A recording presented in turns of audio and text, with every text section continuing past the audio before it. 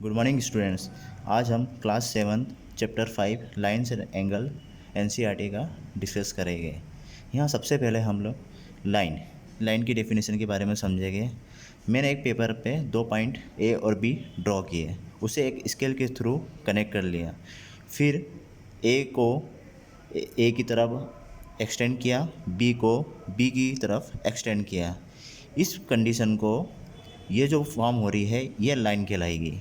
इसे हम A B bar या डायरेक्शन जिसकी रहेगी उसे डिनोट करेंगे। सेम केस लाइन सेगमेंट हम किसे कहेंगे? हमने पेपर पे 2 पॉइंट पी और क्यू ये मार्क किया। पी और क्यू अगर एंड टू एंड हमने स्केल के थ्रू कनेक्ट कर लिया तो इसे हम लाइन सेगमेंट कहेंगे और इसे डिनोट पी क्यू बार से डिनोट करेंगे। ओके, अब हम एंगल क्या है? दो लाइन या फिर दो लाइन सेगमेंट जब किसी 3 पॉइंट पे इंटरसेक्ट करेंगे तो उससे जो स्ट्रक्चर फॉर्म होगा उसे हम ट्रेंगल कहेंगे। अब ट्रेंगल के केस में जैसे देखिए यहाँ ए बी सी और ए सी ये तीनों लाइन भी हो सकती है और लाइन सेगमेंट भी हो सकते हैं। यहाँ अगर हम ए बी और सी इनकी बात करें तो यहाँ जो एंगल फॉर्म हो रहा है, ए यहाँ एंगल फॉर्म हो रहा है, बी यहाँ फॉर्म हो रहा है और सी यहाँ फॉर्म हो रहा है। यहाँ मेरे एंगल ए, एंगल बी और एंगल सी ये तीनों फॉर्म हो रहे हैं। फिगर 5.3 आपके एनसीईआरटी की बुक में है। एक डायग्राम से और समझते हैं। मैंने 2 लाइन ली है, उन दोनों को ओ पे इंटरसेक्ट किया है। अब यहाँ हम एंगल की डेफिनेशन किस तरीके से समझेंगे?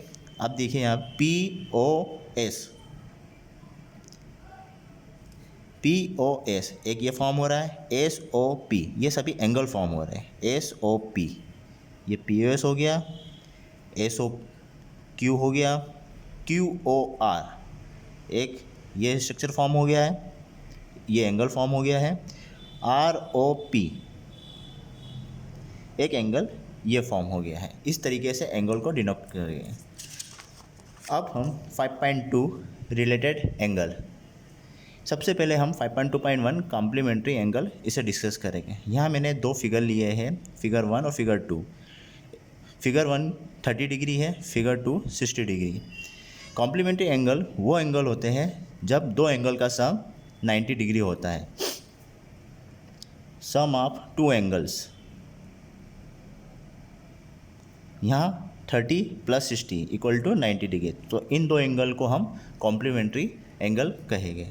सेम केस 35 डिग्री यहाँ है और 65 डिग्री है। अगर दोनों का सम लेते हैं तो ये दोनों का सम भी 90 डिग्री होगा, इसे भी कॉम्प्लीमेंट्री एंगल कहा जाएगा।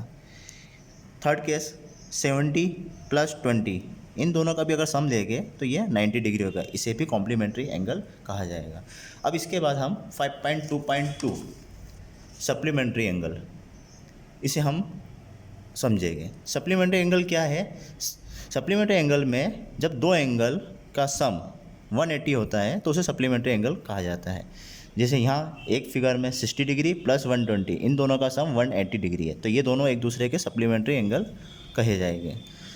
Second case 68 degree + 112 degree = 180 degree, ये भी आपके सप्लीमेंट्री एंगल हो गए।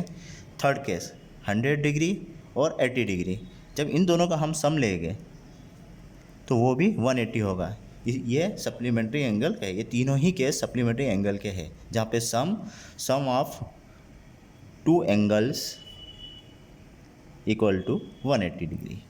ओके, अब हम इसके आगे एक केस और डिस्कस करेंगे, एडजेसेंट एंगल।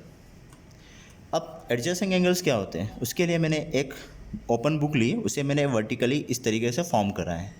ओके, इसमें कुछ पेजेस इस तरीके से हैं और लेफ़्ट और राइट साइड में इस तरीके से बुक के पेजेस ओपन हैं।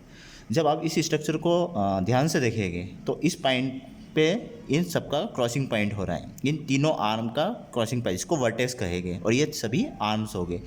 और जो इस कॉमन आर्म के साथ जो फर्स्ट आर्म का जो एंगल फॉर्म होगा वो एंगल ए कहलाएगा और इसके साथ जो एंगल फॉर्म होगा एंगल बी कहलाएगा, एंगल ए और एंगल बी।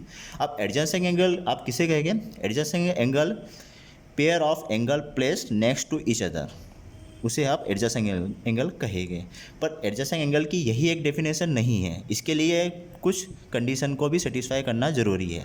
तो वो कंडीशन क्या है? Pair of angle are called adjacent angle, they have a common vertex. अगर आप यहाँ देखेंगे तो इन दोनों का एक कॉमन वर्टेक्स 0 है, तो ये कॉमन वर्टेक्स हो गया। दे हैव ए कॉमन आर्म, इनकी कॉमन आर्म होना चाहिए, ये और ये, इनके बीच में ये ओ भी कॉमन आर्म है, तो ये कंडीशन भी सेटिस्फाई होती है। Third, the non common arm on either side of the common arm. इसका क्या मतलब है कि ये जो आपकी कॉमन आर्म है, इसके लेफ़्ट और राइट साइड में एक एक आर्म होना चाहिए, तब ये कंडीशन सेटिस्फाई हो, और उनकी डायरेक्शन आइदर साइड पे होना चाहिए, ये अपोजिट हो, वो भी कंडीशन फुलफिल होती है। जब ये तीनों कंडीशन सेटिस्फाई होती है तो उसे हम एडजेसेंट एंगल कहेंगे। अब इसे हम एक फिगर से समझते हैं। यहाँ फिगर ए, ओ, सी और बी, ये हमारी 3 आर्म है, ये एक ओ पे इंटरसेक्ट कर रही है। यहाँ एंगल मेरे 1, 2 और 3 फॉर्म हो रहे हैं। तो are the angles, angle 1 and angle 2 are adjacent. आप एंगल 1 और 2 के एडजेसेंट कहेंगे। अब इसके लिए हम पहले समझते हैं कि ए ओ बी, मैं सबसे पहले ए ओ बी एंगल 1 इसे ले रहा हूँ। अब यहाँ आप चेक करेंगे ए ओ बी। अब एंगल 2 मेरा यहाँ फॉर्म हो रहा है बी ओ सी। अब ए ओ बी में कॉमन वर्टेक्स कौन सा है? 0 है। और एंगल 2 के लिए कॉमन वर्टेक्स कौन सा है? बी ओ सी, उसमें भी 0 है। एंगल ए ओ बी में अगर मैं आर्म की बात करूँ तो ए ओ बी की आर्म कौन सी है? एक तो ओ ए और एक ओ बी, ओ ए और ओ बी, ये 2 आर्म होगी। बी ओ सी की 2 आर्म कौन सी है? ओ बी और ओ सी।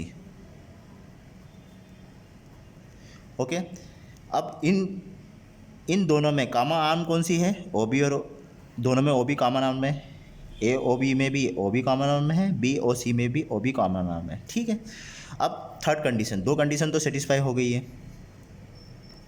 थर्ड कंडीशन आपकी आइदर साइड वाली ये कंडीशन फुलफिल हो रही है नहीं है, ये देखते हैं। ये दोनों में कॉमन आर्म ओ बी है, इसके लेफ्ट हैंड साइड पे भी ओ ए है और left hand side, right hand side पे ओ सी, ये दोनों आप अदर डायरेक्शन में हैं। तो ये कंडीशन में आप क्या कहेंगे कि angle 1 and angle 2 are adjacent, इन्हें आप एडजेसेंट एंगल कहेंगे क्योंकि ये तीनों कंडीशन को फुलफिल कर रहे हैं। ओनली 1 और 2 कंडीशन सेटिस्फाई होने पे एडजेसेंट एंगल नहीं कहा जाएगा। अब मैं एंगल थर्ड की बात करता हूँ। एंगल थर्ड ये कहाँ से कहाँ तक फॉर्म हो रहा है? ये यहाँ से यहाँ फॉर्म होता है, ए ओ सी। ठीक है, अब मैं देखना चाहता हूँ कि एंगल 2 और एंगल 3, एंगल 2 और एंगल 3 ये एडजेसेंट है या नहीं है। तो इसे कैसे चेक करेंगे? इन दोनों का कॉमन आर्म आप देखिए, बी ओ सी का तो हम पहले ही निकाल चुके हैं। ए ओ सी का भी वर्टेक्स कौन सा है? 0 ही रहेगा। अब आर्म देखिए, ए ओ सी के आर्म कौन सी? ओ ए और ओ सी, ओ ए और ओ सी, ये कॉमन आर्म होगी। अब इन दोनों में अगर आप एंगल 2 और 3 को हम चेक करना चाह रहे हैं तो इन दोनों में कॉमन आर्म कौन सी है? ओ सी है। ठीक है, अब इस केस में ये ओ सी कॉमन आर्म हो गई। अब ओ ए और ओ बी जो दूसरी आर्म है वो इसके दोनों एक ही डायरेक्शन में, जबकि उन्हें इस आर्म के लेफ़्ट और राइट साइड में होना चाहिए। तो ये एंगल 2 और एंगल 3 ये एडजेसेंट एंगल नहीं कहे जाएंगे। ओके, इसके बाद हम लोग लीनियर पेयर इसे समझते हैं। Linear pair is a pair of adjacent angle whose non common sides are opposite rays. ठीक है, लीनियर पेयर आप किसे कहेंगे? जिसे एक स्ट्रक्चर है, ये इसमें आप एक हॉरिजॉन्टल लाइन है, उस पर एक इंक्लाइन एंगल पे एक रे इम्पोज हो रही है। ठीक है, ये आपकी दोनों रेस है, इसमें एक एंगल 1 फॉर्म हो रहा है, एक एंगल 2 फॉर्म हो रहा है। तो are angle 1 and 2 are linear pair. अब इस कंडीशन में आप चेक करिए, linear pair of the adjacent angle, ये दोनों जो है मतलब pair of angle placed next to each other. ठीक है, अब इसमें जो एयर फॉर्म हो रही है, ये रेव जो आपकी जा रही है, वो दोनों ही आपकी अपोजिट रेस है।